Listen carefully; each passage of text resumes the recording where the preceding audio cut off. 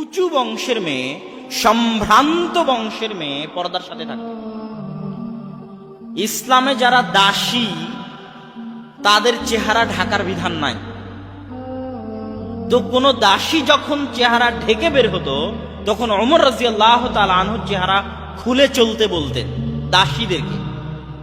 কেননা চেহারা ঢাকা হচ্ছে, পর্দা করা হচ্ছে। কেউ যদি চেহারা ঢেকে পর্দা করে যায় তাহলে বুঝতে হবে উঁচু বংশের, স্বাধীন বংশের, সম্ভ্রান্ত বংশের সম্মানিতা, রানীর মতো সম্মানিতা একটা নারী যাচ্ছে।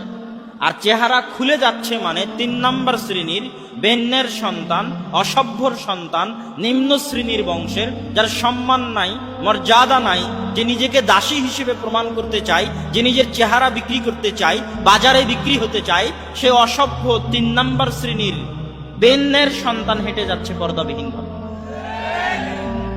এটা বুঝতে হবে, এটা অনুভব করতে পারলে